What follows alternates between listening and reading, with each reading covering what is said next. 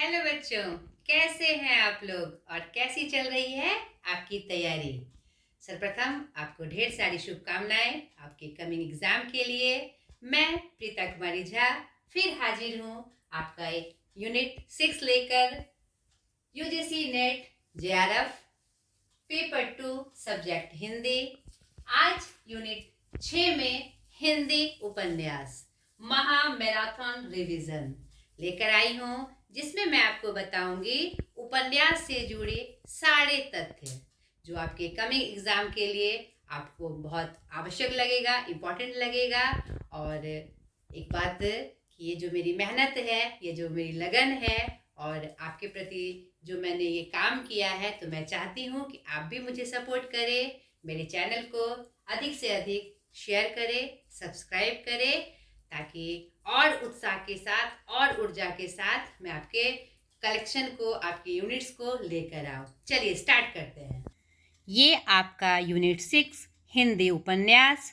सर्वप्रथम जो आपका उपन्यास आपके सिलेबस में है और उनके रचनाकार कौन है उसका नाम आप याद कर लीजिए। पहला, पंडित गौरीदत्त देवरानी जेठानी की कहानी, लाला श्रीनिवास परीक्षा गुरु, प्रेमचंद गोदान, अज्ञे शेखर एक जीवनी भाग 1, हजारी प्रसाद द्विवेदी बाण भट्ट की आत्मकथा, फणीश्वर नाथ रेणु मैला आंचल, यशपाल झूठा सच, अमृत लाल नागर मानस का हंस, भीष्म साहनी तमस, लाल शुक्ल राग दरबारी, कृष्णा सोपती जी का जिंदगी नामा। तो सर्वप्रथम आपको इनका राइटर का नाम एकदम से याद कर लेना है। चलिए अब जानते हैं उपन्यास संबंधित बाकी सारा परिचय। हिंदी उपन्यास माना जाता है कि दुनिया का सबसे पहला उपन्यास जापानी भाषा में जो 1007 ईस्वी में प्रकाशित हुई, जेनजी की कहानी। यह मुरासकी सिविको नामक महिला ने लिखा था। इसमें 54 अध्याय, करीब 1000 पृष्ठ हैं। इसमें प्रेम और विवेक की खोज में निकले एक राजकुमार की कहानी है। यूरोप का प्रथम उपन्यास सेवेंस का डॉन क्विक्सोट है, माना जाता है इसे, जो स्पेनी भाषा का यह उपन्यास 1605 में लिखा गया। यह उपन्यास से जुड़ी जितनी भी बातें हैं जो आपके एग्ज़ाम के लिए इम्पोर्टेंट है वह मैं लेकर आई हूँ, ठीक है। अंग्रेजी का प्रथम उपन्यास होने का दावेदार बहुत है। सर टॉमस मोर की यूटोपिया 1516 प्रकाशन वर्ष, सर फिलिप सिडनी की आर्केडिया 1590 थी, और कुछ इतिहासकार जॉन लिली की यूफिडिस 1580 को पहला अंग्रेजी उपन्यास मानते हैं। तो आपको तीनों का नाम याद रखना है कि किसने किसको कैसे माना, ठीक है।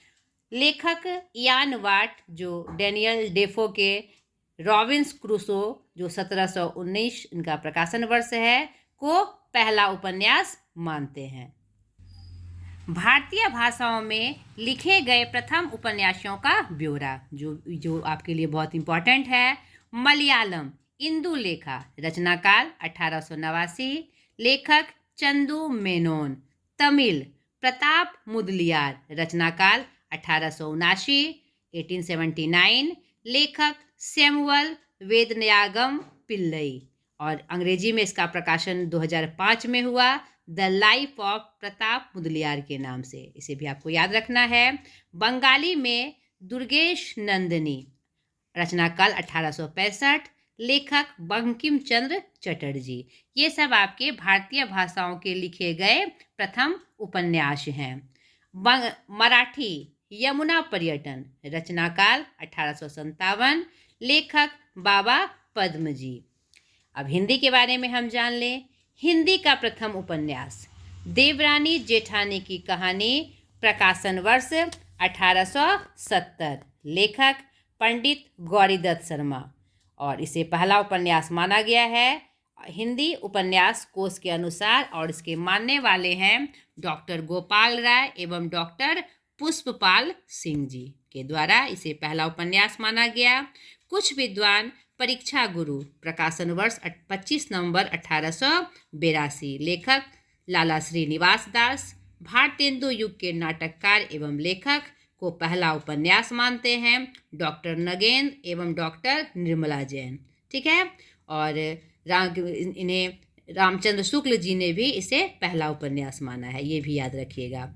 और यह सर्वमान्य है, यानी सर्वमान्य रूप से परीक्षा गुरु को ही हिंदी का पहला उपन्यास माना गया है। अब चलिए आपके सिलेबस में जो जो उपन्यास है उसका पूर्ण परिचय मैं देती चलूँ आपको। देवरानी जेठानी की कहानी 1870। इसके जो प्रमुख पात्र हैं, सर्वसुख मेरठ का बनिया मुख्य पात्र, छोटे लाल सर्वसुख का छोटा बेटा पढ़ा लिखा व्यक्ति, छोटी बहू दौलतराम सर्वसुख का बड़ा बेटा, ज्ञानो दौलतराम की पत्नी, पार्वती सुखदेई सर्वसुख की बेटियां एवं अन्य पात्र में टिकट नारायण, हरसहाय कावली सुखदेव आदि का वर्णन मिलता है। 150 साल की संस्कृति को जानने का बेहतर साधन यह उपन्यास 150 साल की जो हमारी संस्कृति भारत में थी उसको जानने का यह बेहतर साधन है।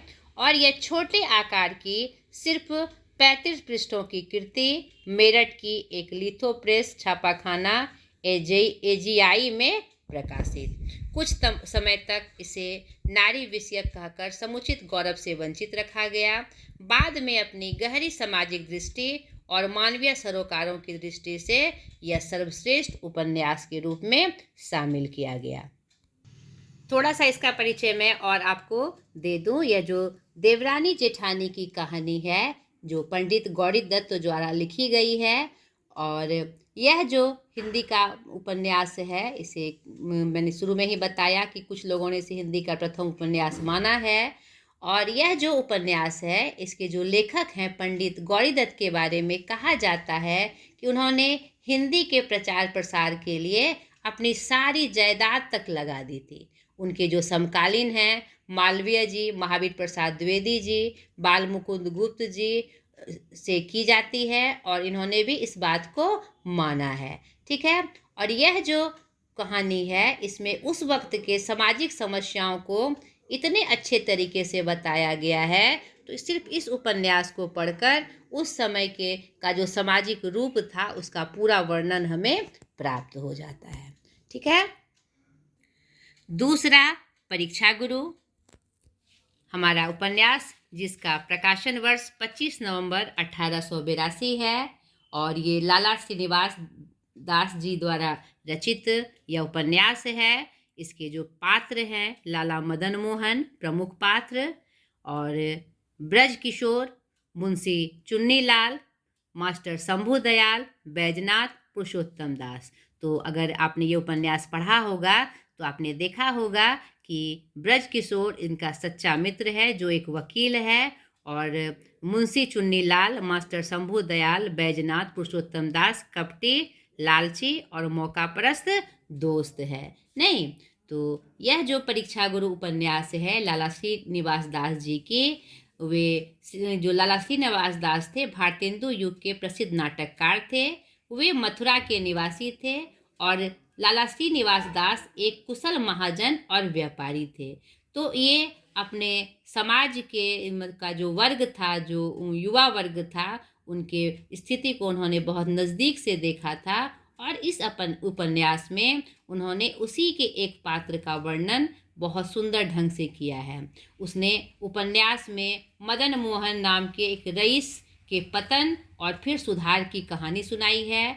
मदन मोहन एक समृद्ध वैश्य परिवार में पैदा हुआ था, पर बचपन में अच्छी शिक्षा और उचित मार्गदर्शन के अभाव में युवावस्था में गलत संगति में पड़ जाता है और अपनी सारी दौलत खो देता है और अपने बचपन के मित्र एवं हितैषी ब्रज किशोर को अपने से दूर कर देता है और लालची चुन्नीलाल जैसे, मास्टर शंभू दयाल जैसे दोस्त के चंगुल में फंस जाता है, जो मौके का फ़ायदा उठाकर उनका खूब शोषण करते हैं, उनकी सारी संपत्ति को गवा देते हैं। मगर यहाँ पर ब्रज किशोर फिर से उसका साथ देते हैं और अंत में उसे सही मार्ग पर लाते हैं, और सिर्फ सही मार्ग पर ही नहीं लाते, उसे जीवन का सही रूप का भी दर्शन करवाते हैं। तो बहुत सुंदर तरीके से यह जो उपन्यास है, जिसमें परीक्षा गुरु का जो नाम दिया गया है, जो शीर्षक दिया गया है, वह सटीकता से अपने कथन को पूरा करती है। यह उपन्यास 41 छोटे छोटे प्रकरणों में विभक्त है। तीसरा, गोदान। इसका प्रकाशन वर्ष 1936। उर्दू नाम गबन किसना। पात्र होरी, धनिया, गोबर, झुनिया। अन्य ग्रामीण पात्र पटवारी, नोखेराम, झिंगुर सिंह, दातादीन पंडित। शहरी पात्र में पंडित ओंकारनाथ जो संपादक थे, श्याम बिहारी तनखा बीमा कंपनी के एजेंट, मिस्टर खन्ना उद्योगपति, मेहता दर्शन शास्त्र के प्रोफेसर, मिर्जा जूते का दुकानदार, मालती लेडी डॉक्टर, जमींदार अमरपाल सिंह। और यह ग्रामीण एवं शहरी कथा के सेतु है। तो आपके एग्जाम में क्या कहते हैं, पात्र का नाम पूछा जाता है, ये किस उपन्यास का पात्र है, ठीक है। और यह प्रश्न बार बार दोहराया गया है कि अमरपाल सिंह कौन थे, और कभी कभी पूछा गया है ग्रामीण एवं शहरी कथा के सेतु कौन थे। तो आपको इसको याद रखना है। तो यह जो उपन्यास है गोदान, प्रेमचंद की अंतिम और महत्वपूर्ण उपन्यास है। इसका प्रकाशन हिंदी ग्रंथ रत्नाकर कार्यालय बम्बई द्वारा किया गया था। इसमें भारतीय ग्राम समाज एवं परिवेश का सजीव चित्रण किया गया है। यह 20वीं शताब्दी की तीसरी और इसमें जो युग है भारत का सजीव चित्रण करती है। यहाँ भारतीय किसान की जो रूपरेखा है, उसका सजीव वर्णन इस उपन्यास से हमें प्राप्त होता है।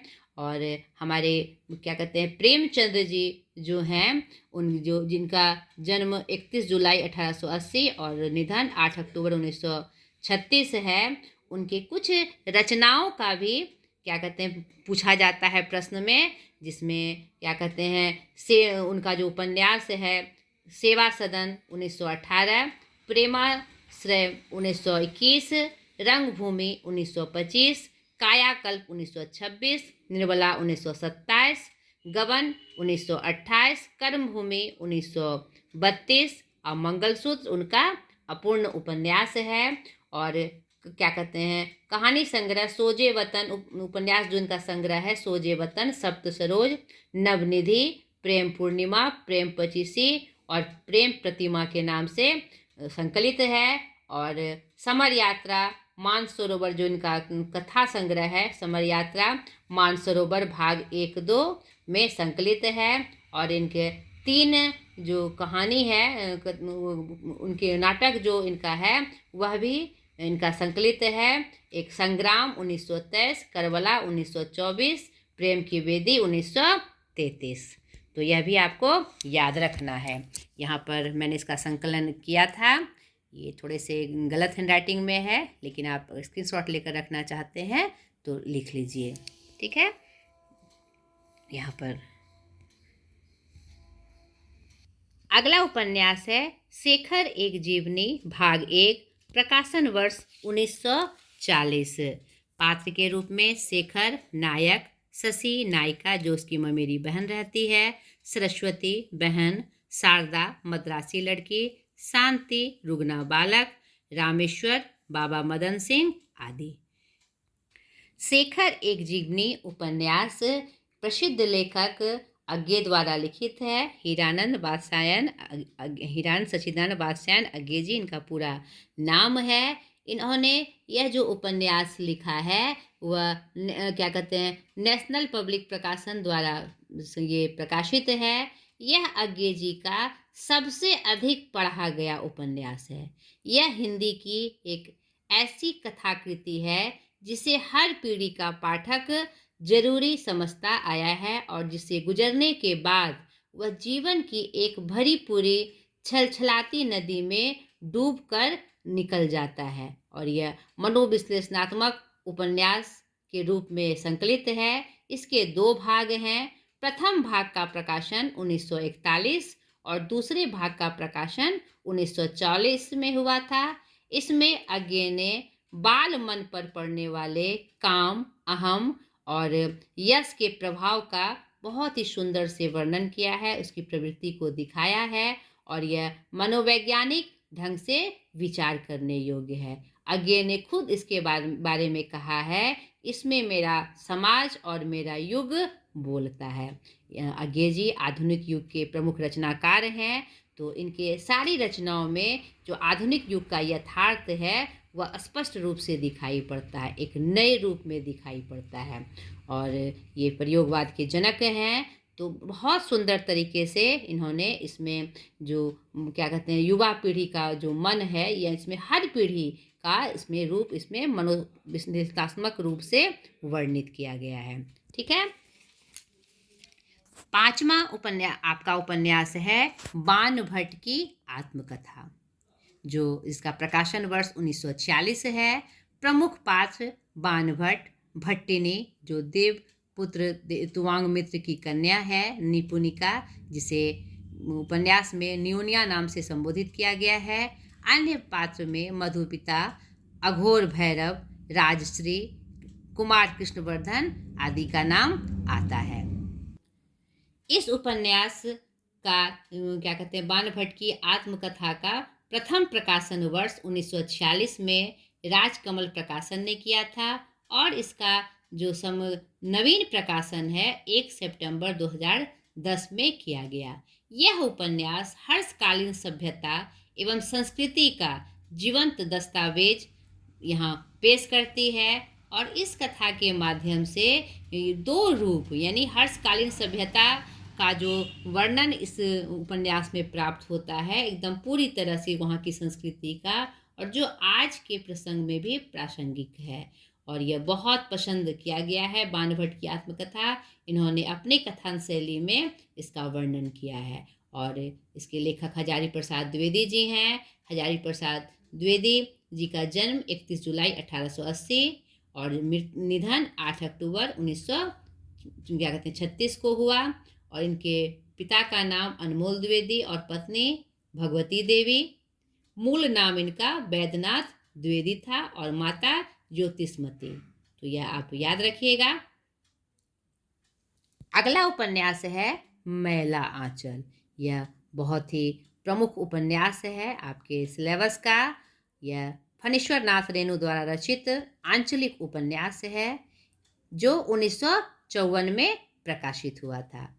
इनकी मुख्य कथा में 18 कथा का वर्णन इसमें प्राप्त होता है। गौण कथा यानी इस उपन्यास में मुख्य कथा और गौण कथा दोनों साथ साथ चलती है। गौण कथा में 78 कथा का वर्णन प्राप्त होता है।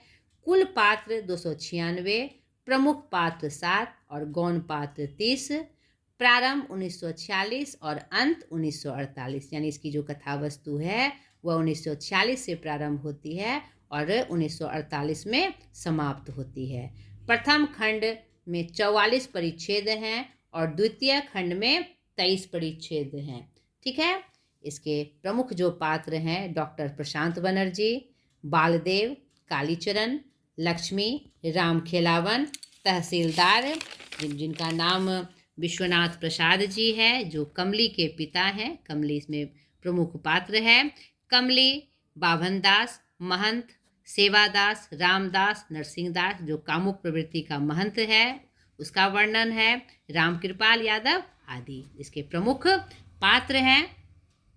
मैला आंचल फणीश्वर नाथ रेणु द्वारा रचित एक प्रमुख उपन्यास है और फणीश्वर नाथ रेणु जी का जन्म 4 मार्च 1921 औराही हिंगना नामक ग्राम में हुआ था और इनका निधन 14 अप्रैल 1977 में हुआ था। और ये उपन्यास है, इनके लिए उन्हें पद्मश्री पुरस्कार से सम्मानित किया गया था। और इस उपन्यास का जो क्षेत्र है वह मेरीगंज पूर्णिया जिला का एक गांव है, उसको कथानक में लिया गया है। यह उपन्यास स्वतंत्र होते और उसके तुरंत बाद के भारत की राजनीतिक, आर्थिक और सामाजिक परिदृश्य का ग्रामीण संस्करण है। घटना प्रधान कहानी लेकिन कोई केंद्रीय चरित्र या कथा इसमें नहीं प्राप्त होती है। इसमें नाटकीयता और किस्सा गोई शैली का प्रयोग किया गया है। तो ये अब संदर्भित बातें आपको इस संदर्भ में याद रखनी है। और इसका जो मेरीगंज गांव है जो पूर्णिया जिला में पड़ता है, बिहार के पूर्णिया जिला में, उसका भी नाम आपको याद रखना है। ठीक है। 7वां उपन्यास है झूठा सच, जिसका प्रकाशन 1958 और 1960 में हुआ था। 2 भाग में हुआ था। पहला वतन और देश, दूसरा देश का भविष्य। इसके जो प्रमुख पात्र हैं, जयदेवपुरी जो कथानायक है, तारा उसकी बहन, कनक जयदेवपुरी की पत्नी, गिरधारी लाल नावट, प्राणनाथ, शीला, उर्मिला, सोमनाथ आदि। और इस के उपन्यास में 1946 से 1956 तक के समय का वर्णन प्राप्त होता है। ठीक है। झूठा सच यशपाल जी का एक प्रमुख उपन्यास है, और यह जो उपन्यास है सर्वोत्कृष्ट एवं बृहद काय उपन्यास है। बहुत बड़ा उपन्यास है और इसको 2 भागों में विभाजित किया गया है। इस उपन्यास में विभाजन के समय देश में होने वाले भीषण रक्तपात एवं भीषण अव्यवस्था का स्वतंत्रता के उपरांत का चित्रण बहुत ही सुंदर तरीके से किया गया है।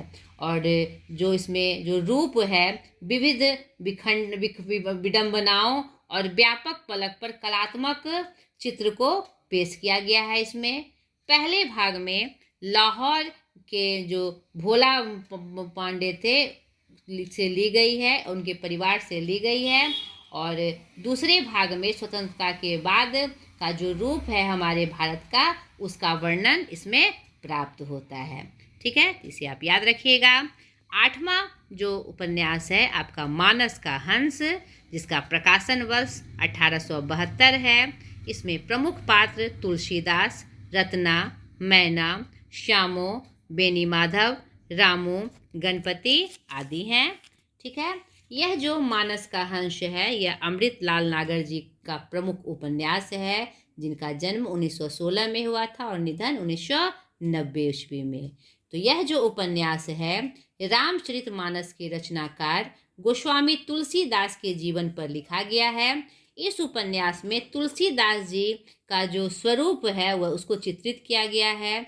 वह एक सहज मानव के रूप में है, और ये मतलब एक लेखक बहुत बड़े रचनाकार के रूप में नहीं, एक सहज मानव के रूप में इसमें प्रदर्शित किया गया है। नाम भी रखा गया है मानस का हंस। यही कारण है कि यह उपन्यास हिंदी उपन्यास में क्लासिक का सम्मान पा चुकी है और हिंदी साहित्य की अमूल्य निधि इसे माना गया है। ऐतिहासिक दृष्टि से यह जो क्या कहते हैं उपन्यास है बहुत ही सर्वश्रेष्ठ श्रेणी में इसे रखा गया है। तो ये अमृतलाल नागर की एक प्रमुख कृति है। ठीक है। 9वां उपन्यास है तमश, जिसका प्रकाशन वर्ष 1973 है, और यह भीष्म साहनी जी की एक बहुत ही उच्च कोटि की रचना है। और भीष्म साहनी का जन्म 8 अगस्त 1915 को हुआ था, और यह जो तमस उनका उपन्यास है 1975 में इसे साहित्य अकादमी पुरस्कार से सम्मानित किया गया था, और यह राजकमल प्रकाशन दिल्ली में प्रकाशित हुआ था। सबसे प्रसिद्ध उपन्यास हमारे ये भीष्म साहनी जी का है। ठीक है, जिसके प्रमुख पात्र हैं नथु, मुराद अली, वानप्रस्थ जी, रिचर्ड, लीजा, बम्बुकी, बंतो नारायण, नूर इलाही, मोहन आदि। गोपाल राय के अनुसार तमस उस अंधकार का घोतक है जो आदमी की इंसानियत और संवेदनाओं को ढक लेता है और उसे हैवान बना देता है। और यह जो उपन्यास है इस पर जो क्या कहते हैं इसका जो क्या कहते हैं इसमें जो विषय है सांप्रदायिक वैमनस्यता इस उपन्यास का प्रमुख विषय है। और इसमें गोविंद निहलानी जी ने 1986 में दूरदर्शन धारावाहिक तथा एक फिल्म बनाई, और 1947 में क्या कहते हैं समय में पंजाब का जो परिवेश था अपने वहाँ पर 1947 यानी देश की आज़ादी के बाद पंजाब का जो परिवेश था उससे यह कथा वस्तु ली गई है, और जो संपूर्ण कथा वस्तु है 2 खंडों में विभक्त है। भाषा हिंदी, उर्दू, पंजाबी एवं अंग्रेजी मिश्रित है। यह 5 दिनों की कहानी को लेकर बुना गया है। पहले खंड में 13 प्रकरण है, दूसरा खंड जो है गांव पर आधारित है। ठीक है, और इसके प्रमुख पात्र के बारे में हमने आपको बता दिया कि और काशी जी, अजीज, मास्टर रामदास मेहता आदि भी इनके प्रमुख पात्र हैं। इस क्या कहते हैं, इस देश में जो रूप है, जो नंगा नाच किया जाता है, क्या कहते हैं, यहाँ पर पाशविकता का और क्या कहते हैं, लोगों द्वारा जो नंगा नाच किया जाता है अंधकार का फायदा उठाकर, उसका चित्रण इसमें बहुत सुंदर तरीके से किया गया है। 10वां उपन्यास है राग दरबारी, जिसका प्रकाशन वर्ष 1968 है और जिसे 1969 में 1969 में साहित्य अकादमी पुरस्कार प्राप्त हुआ। इनके जो प्रमुख पात्र हैं वैद्यनाथ जी, रंगनाथ खन्ना, मास्टर रूपन, बड़ा पहलवान आदि। यह रिपोर्टाज शैली में लिखा गया एक प्रमुख उपन्यास है और जिसके लेखक लाल शुक्ल जी हैं। यह जो राग दरबारी उपन्यास है, यह प्रसिद्ध व्यंग रचना है जिसके 1969 में साहित्य अकादमी पुरस्कार से सम्मानित किया गया। यह ऐसा उपन्यास है जो गांव की कथा के माध्यम से आधुनिक भारतीय जीवन की मूल्यहीनता और सहजता और निर्मलता को यहाँ पर स्पष्ट करती है। शुरू से अंत तक इसमें जो निसंग और स्वउद्देश्य व्यंग के साथ लिखा गया है, हिंदी का शायद यह पहला बृहत उपन्यास है। 1986 में एक दूरदर्शन धारावाहिक के रूप में इसे लाखों दर्शकों को सराहना प्राप्त हो गई है। यह उत्तर प्रदेश के पूर्वांचल के एक कस्बा नुमा गांव शिवपालगंज की कहानी है, जिसमें स्वतंत्रता के बाद भारत के ग्रामीण जीवन की मूल्यहीनता परत दर परत उखाड़ के रख दिया गया है। और यह जो उपन्यास है, आपको जो जितने भी उपन्यास आपके सिलेबस में आए हैं, तो आपको ये गूगल पर उपलब्ध हो जाएंगे। शॉर्ट में उसकी कथा वस्तु आप जरूर देख लीजिएगा। ठीक है, और कुछ महत्वपूर्ण जो उसमें कथन आए हैं सारे उपन्यास में, उसका भी एक बार सरसरी निगाह से आप उसका अवलोकन जरूर कर लीजिएगा। और बाकी जितने पात्र, प्रकाशन वर्ष, रचनाकार के नाम का वर्णन मैंने पूरी तरह से कर दिया है। मैं और भी बताती, लेकिन अब आपके पास समय बहुत कम है, आपका रिवीजन का समय है, एकदम वन शॉट में आपको रिवीजन करना है, इसलिए मैं मुख्य मुख्य चीज़ों को लेकर आई हूँ। लेकिन अगर आपको समय मिले तो आप इनकी कथा वस्तु को अगर आपने नहीं पढ़ा है तो ज़रूर पढ़ लीजिएगा, ताकि एक भी प्रश्न आपका नहीं छूटे। यह सलाह है आपके लिए मेरी, इसे ज़रूर मानिएगा। ठीक है, अगला उपन्यास जो है आपका अंतिम जिंदगीनामा, जो कृष्णा सोबती जी का एक प्रमुख उपन्यास है। इसका प्रकाशन वर्ष 1979 और 1980 में इसको साहित्य अकादमी पुरस्कार से सम्मानित किया गया और 2017 में इसे ज्ञानपीठ पुरस्कार भी प्राप्त हुआ है। इसके प्रमुख पात्र सहानी, शाहजी, महरी चाची, राबिया, काशीशा, लालिसा, सलामत, अली नजीर, मेहर अली, करतार अली, चन्नी, बिंद्रादई, सरफराज, जोरावर आदि जी हैं। और यह जो उपन्यास है, यह विख्यात साहित्यकार जो हमारी कृष्णा सोबती जी हैं उनका उपन्यास है। और इसका जो यह 20वीं शताब्दी के प्रथम 15 वर्षों में पंजाब के किसानों, ग्रामीणों का जीवंत चित्रण यह करती है। यह यथार्थ पर बनाई गई एक कहानी है।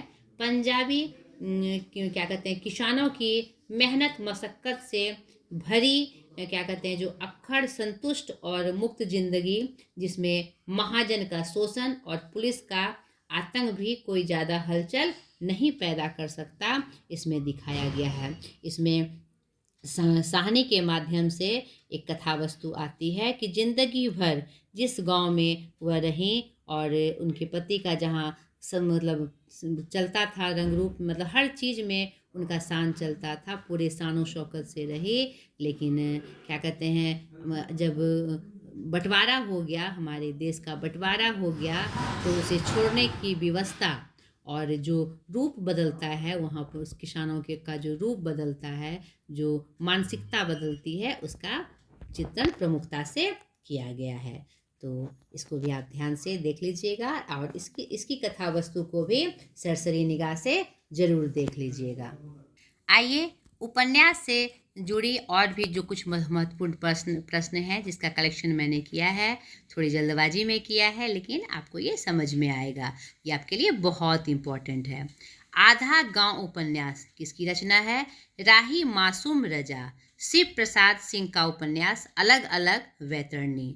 यह कथन किसका है? उपन्यास मनुष्य के वास्तविक जीवन की काल्पनिक कथा है, श्याम सुंदर दास जी की। उपन्यास को मानव चरित्र का आख्यान किसने कहा है? तो यहाँ पर देखिए, मुंशी प्रेमचंद ने। उपन्यास को मानव चरित्र का आख्यान किसने कहा है? मुंशी प्रेमचंद ने। पीड़ा में परमात्मा बसता है मेरे उपन्यास आत्म पीड़ा के साधन उपन्यास की परिभाषा है। यह किसका कथन है? जैनेन्द्र जी का। एकदम जरूर से इसे याद कर लीजिएगा। नेक्स्ट, मुझे कविता नाटकों की अपेक्षा उपन्यास में यथार्थ का अंकन सही प्रतीत होता है। यह किसने कहा है? जयशंकर प्रसाद जी ने। और पूर्ण प्रकाश चंद्र प्रभा को हिंदी चंद्र प्रभा का हिंदी का प्रथम उपन्यास किस लेखक ने माना है? हजारी प्रसाद द्विवेदी जी ने। हजारी प्रसाद द्विवेदी जी ने लोरिक चंद्रिका की लोरिक कथा को मृक्ष कटिकम की कथा से किस उपन्यास से जोड़ा है? पुनर्नवा। ठीक है। देवकी नंदन खत्री के अपूर्ण उपन्यास भूतनाथ को किसने पूरा किया? दुर्गा प्रसाद खत्री जी ने। हजारी प्रसाद जी ने किस उपन्यास की कथा प्रबंध चिंतामणि से ली है? चारू चंद्रलेख उपन्यास। याद रखिएगा। हिंदी में जासूसी उपन्यासों का जन्मदाता किसे माना जाता है? गोपाल राम गहमरी जी को। हिंदी के ऐतिहासिक उपन्यास परंपरा का जन्मदाता कौन है? किशोरी लाल गोस्वामी जी। हृदय हारिणी उपन्यास के लेखक कौन है? किशोरी लाल गोस्वामी जी। ठीक है। आगे देखिए, स्त्री और धन की लूट का नाम ही कलिकाल है, सारे पाप यहीं से आरंभ होते हैं। किस उपन्यास की पंक्ति है? मानस का हंस। ठीक है, तुलसीदास जी के बारे में। वह उपन्यास जिसको लेकर उपन्यास ने 25 बार कोर्ट में केस लड़ा, जिंदगी नामा। ये बहुत इंपॉर्टेंट प्रश्न है जिसे बार बार नेट जेआरएफ एग्जाम में दोहराया गया है। ठीक है। गोदाम के किस पात्र का कथन है? पश्चिम की नारी आज गृहस्वामिनी नहीं रहना चाहती, भोग की विदग लालसा ने उसे उच्छृंखल बना दिया है। प्रोफेसर मेहता का यह कथन है। यह प्रश्न भी बहुत बार दोहराया गया है। नेक्स्ट, जहाँ प्रेम जितना उग्र होता है वहाँ वैसी तीखी गिरना भी होती है, पंक्ति किस उपन्यास की है? शेखर एक जीवनी। और यह किसके द्वारा कही गई है? शेखर द्वारा कही गई है। ठीक है। नेक्स्ट, शीला, शारदा, प्रतिभा, मनिका किस उपन्यास की पात्र हैं? शेखर एक जीवनी की। जैनेन्द्र का कौन सा उपन्यास एक कुंठाग्रस्त नारी को आधार बनाकर लिखा गया? सुखदा, जिसका प्रकाशन वर्ष 1952 है। अंतरजातीय विवाह की समस्या को कथानक का आधार बनाकर लिखा गया उपन्यास भिखारिणी, विश्वंभर नाथ शर्मा कौशिक।